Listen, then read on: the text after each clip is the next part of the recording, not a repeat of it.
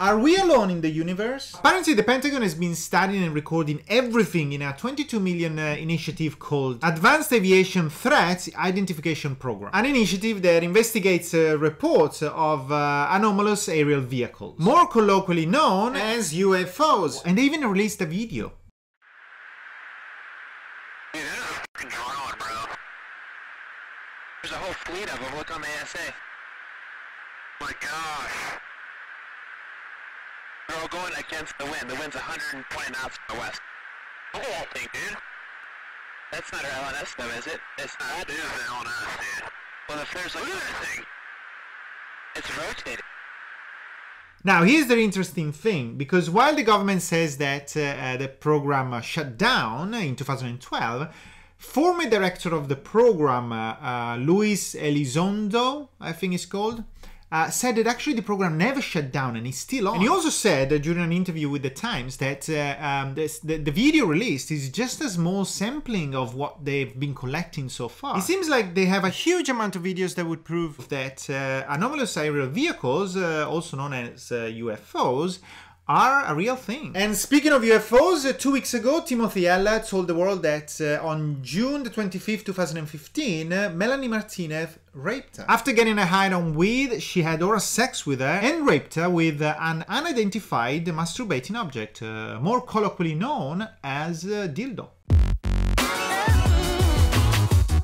On November the 16th, Timothy tweeted, "What if I have my own story of abuse, but I'm scared to ruin the person's life and I still love them in a fucked up way and the public really loves them and most probably wouldn't believe me. I need advice." And then, 2 hours later, "I'm not ready to talk yet." A few weeks later, on the 5th of December, she also tweeted this: "I have kept this secret for years, convincing myself that it wasn't a big deal and I wasn't hurt by it. The thought of accepting that my best friend raped me seems insane. Even typing that doesn't feel real to me. I started telling this story to those closest to me as somewhat of a joke. Haha, can you believe that crazy night? But I began to get responses I wasn't expecting.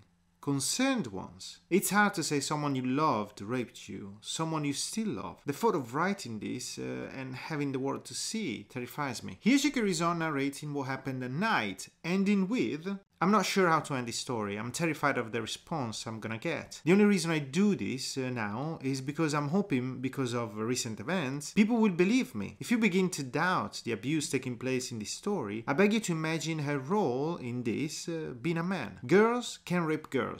Best friends can rape best friends. Friendship does not equal consent, and silence does not equal consent. I wish it wasn't so hard for me to convince myself of these things." That same day, Timothy met the media and told them that on the 16th of November, she received a phone call from Melanie Martinez about 20 minutes after posting the first tweet, because she believes Melanie became aware of the impending accusation and tried to keep the story from coming out. And apparently Timothy showed the media some text messages she received from Melanie. And this is the problem. Timothy said that that was the first time Melanie tried to get in touch with her in more than 2 years. She did not reply, she did not answer. Instead, she got nervous and blocked her. But on the 5th of December, Melanie tweeted this: "I'm horrified and saddened by the statements and story told tonight by Timothy Heller. What she and I shared was a close friendship for a period of time. We came into each other's life as we were both starting our careers as artists, and we tried to help each other. We both had pain in dealing with our individual emotions and the new paths we were forging. But I truly felt we were trying to lift each other up. She never said no to what we chose to do together. And although we parted ways, I'm sending her love and light always." So it's clear, Melanie is not denying they had sex,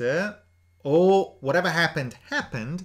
She's just saying that Timothy did not say no, which is a bit vague. Now, here's where everything starts being a little bit more complicated, because fans start checking everything and notice pictures like this posted a few weeks after the alleged rape. Another thing that made people a little bit uncomfortable is that Timothy at one point, after the 5th, started liking comments like this: "Hey Spotify, could you please remove Rapist Melanie off your Women Crush Everyday playlist?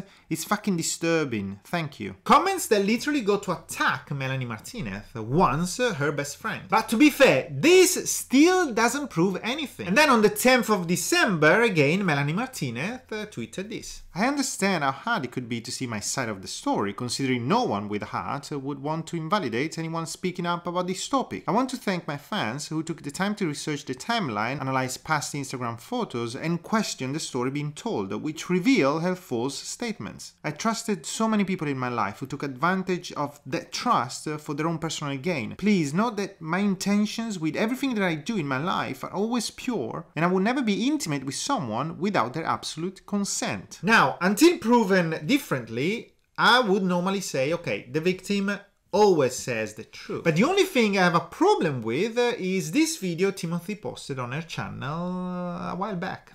Hi. So, this is kind of weird and I have no plan for this video, but clearly I'm not having a good day and I thought it might be important to film that and just talk about what this is like for me, for people to understand what a bad mental health day might look like for someone with BPD, or for someone who goes through this to be like, yeah, that's me. Basically, I have a big problem with feeling alone and like no one likes me. Wow, this is gonna be embarrassing. I'm not entirely sure why, or if it's just years and years of me not knowing I had a personality disorder and pushing people away, but it's really hard for me to make friends. And then I totally psych myself out when I do. Here, basically, she's saying that she has a BPD, borderline personality disorder, which includes impulsive behaviors like substance or alcohol abuse, eating disorder, unprotected sex or indiscriminate sex with multiple partners, reckless spending and reckless driving, running away, and self-injury. But also, something that I think is the most important thing no one is talking about for a very important reason, I'll tell you in a second, is that in the long term, people with border personality disorder suffer increased pain from guilt and shame because of these actions. So if this is true, her accusation might be a BPD symptom and not reality. Her pain is real, what she feels is real, but only because of her personality disorder. That would double the number of victims. 1 and 2. And the reason why no one is talking about this, it's because it's dangerous. Undermining the credibility of one victim could torpedo the credibility of all victims. So, now the big question. Who should we believe at this point? I like Mo Heller's music, so I trust her. So here's the thing, when it comes to rape, you either look for and find actual proofs, or you must assume that the alleged victim is telling the truth. Because if you don't, you will put in the same position all the other alleged victims. Just like immigrants, would you say I'm a bad person just because someone from the same country I'm from raped someone? After all, even though I come from Europe, I'm still an immigrant. Every person, every victim is different. What is not different, what every single rapist does, is they never ask, and when they do, they never listen. Yes, Timothy might be lying, but it's not up to us to decide. Some victims had remained silent for decades, which is a signal and a shift in how our culture views sexual assault. But they still face a massive amount of skepticism when they come forward. I don't know if you remember, for example, public figures are known, doubted and blamed Cosby's accusers, even when 60 of them had come forward. We were like, Coke gave him money? That's disgusting, but his accusers, I don't know about that. We had more problems changing our perception towards Cosby's accusers than not associate Cosby with Coke, which eventually lost a huge amount of money due to a commercial made 20 years earlier. I personally had a really hard time to believe that America's Best Father did that. What is wrong with you? What kind of lesson are you teaching our kids? Shame on you, Mr. Cosby. That's candy juice. I get so mad when people promote junk food. Our tendency as a society is to assume somehow both parties are to blame. Did she willingly go somewhere with her attacker or wear provocative clothes? She must have wanted it. Is her attacker famous or well-loved? She must be lying to get attention. Was she literally unconscious? Yeah, you never know. What we never ask ourselves is, why did they commit the assault? Why did they feel they had the entitlement to that person's person's body. And then there is the big sentence everyone seems to repeat over and over and over again. A real victim would never do that. The truth is that some victims get closer to their assaulters. Italian actress Asia Argento, for example, claims that Weinstein performed oral sex on her against her will, but also says that she grew close to Weinstein after he assaulted her, accepting presents and meeting his mother, and even have consensual sex with him. Yes, you might think, what a bitch. But keep in mind, some people just decide to accept it and move on. Others try to gain whatever they can from their assault. That doesn't mean that rape, that action, loses of its heinousness. Timothy, for example, posted this picture 4 months after allegedly being raped. Does this picture make her less of a victim? No. Now, although she apologized, listen to how fashion designer Donna Karen tried to excuse Weinstein's behavior. I think we have to look at ourselves. Obviously, the treatment of women all over the world is something that has always had to be identified. Certainly in the country of Haiti, where I work, in Africa, in the developing world, it's been a hard time for women. To see it here in our own country is very difficult, but I also think, how do we display ourselves? How do we present ourselves as women? What are we asking? Are we asking for it? You know, by presenting all the sensuality and all the sexuality? You know, and what are we throwing out to our children today? You know, about that's a huge question, though. How to dance and, you know, how to perform and what to wear. You know, how much do they show? I don't think it's only Harvey Weinstein. I don't think we're only looking at him. I think we're looking at a world much deeper than that. In a bigger picture in Yes, Hollywood. and I think he's being looked at right now, you know, as a symbol, not necessarily as him. I know his wife. I think they're wonderful people. Harvey's done some amazing things, and, you know, I think we have to look at our world and what we want to say and how we want to say it as well. It's not Harvey Weinstein. You look at everything all over the world today, you know, and how women are dressing and, you know, what they're asking by just presenting themselves the way they do. What are they asking for? Trouble. And this is the problem. Sure, she apologized, but this is what she said. This is what she thinks when no one calls her out. Rape is what she tried to condone. And this is the same person that created this. Following her logic, when she made this, maybe she was trying to tell us, yeah, let's have sex, but wear a condom. Or, sure, let's have sex, but wear a ripped condom for extra pleasure. Or just wear a used condom. Or wear a vagina. I don't know. If a man rapes his wife, well, come on, they were married. That cannot be rape. See, rape is whenever you don't agree or cannot agree to have sex or being touched. And rape is not always violent, and this is why sometimes it's so hard to understand. Not all the times we find faces beaten up or bruised bodies. Rape is different all the time, but the tendency to somehow justify rape or doubt victims is always the same. Watch Congressman Blake Farenthold not being sure whether rape is worth condemning. Okay, so why did they withdraw his support? It seems to be they withdrew his support because he was caught on tape bragging about serial sexual assault. That was not enough for you to withdraw your support, but you do recognize that that's what he was doing, correct?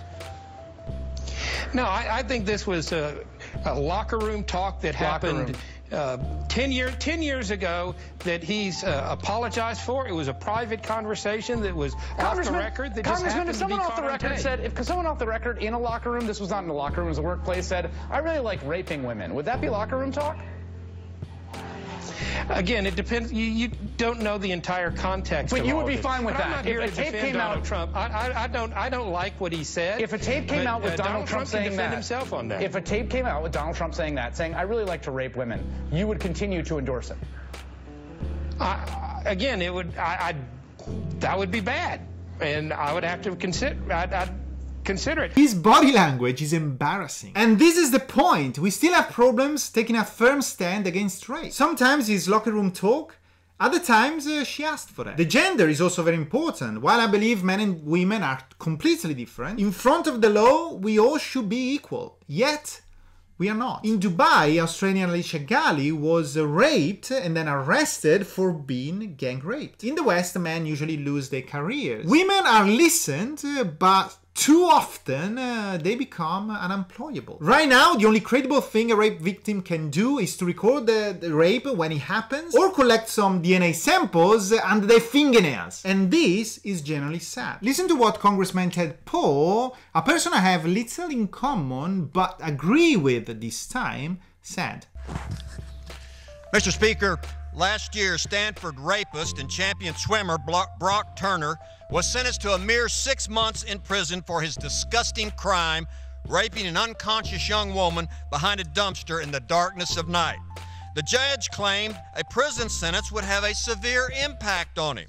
Never mind, a rape victim sometimes gets a life sentence of mental turmoil and anguish. But apparently the light punishment is still too tough for the rapist and his daddy dearest. Now they've gone crying and appealing to the courts, trying to avoid the designation that Turner earned as a registered sex offender. Daddy's high-dollar legal team is claiming the victim was intoxicated and Turner should get more leniency. It's the old defense. It's the victim's fault. The fact that the victim was intoxicated and unconscious makes the crime worse. She was helpless. She could not consent or fight back. Rape is never the fault of the victim. Never. Uphold the conviction. Give Brock the only title he deserves: sex offender and poster boy for rape.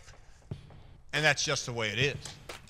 The point is, whoever the victim is, whatever they do after, rape is never the victim's fault. And if Timothy suffers from BPD, then we should really start considering calling both Melanie and Timothy both victims. I could be